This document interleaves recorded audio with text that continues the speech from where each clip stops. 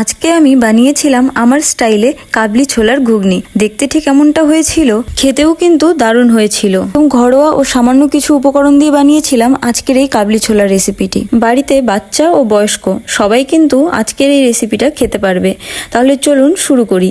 সবার প্রথমে কাবলি ছোলাগুলোকে আমি রাত্রেবেলা ভিজিয়ে রেখেছিলাম, ওই 7 থেকে 8 ঘন্টা ভিজিয়েছি।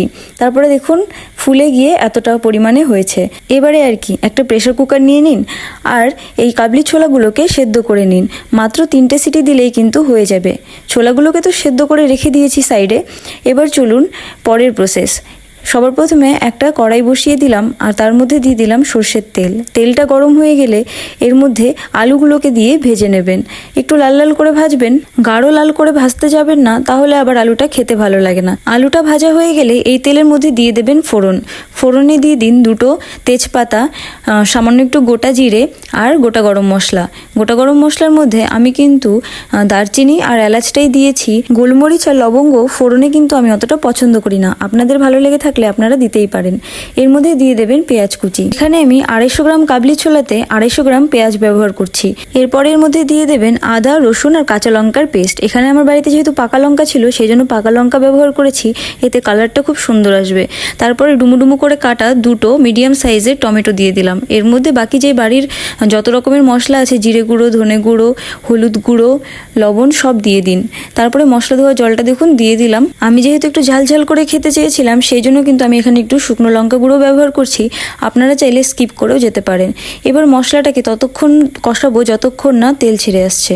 দেখুন তেলটা ছেড়ে এসেছে। এরপরে এর মধ্যে দিয়ে দিন সেই ভেজে রাখা আলুগুলো। আলুটা দিয়ে একটু নেড়ে চেড়ে কষিয়ে নেবেন। তারপরে এর মধ্যে দিয়ে দেবেন ছোলাগুলোকে কিন্তু জল থেকে তুলেও মশলার মধ্যে দিতে পারেন, অথবা এই জল সমেত দিয়ে দিতে পারেন। আমি জল থেকে তুলেই দিয়েছিলাম, এতে টেস্টের খুব একটা বেশি পার্থক্য হয় না।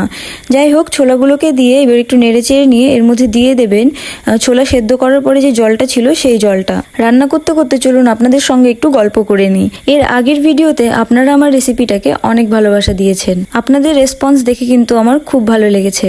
আপনাদের এরকম ভালোবাসা দেখলে পরে আরও ইচ্ছা করে নতুন নতুন রেসিপি শেয়ার করার। যাই হোক, অনেকটাই কিন্তু রেডি হয়ে গেছে এই ঘুগনিটা গল্প করতে করতে। দেখুন আমি একটু দেখে নিচ্ছি যে আলু আর ছোলা ভালোভাবে সেদ্ধ হয়েছে কিনা।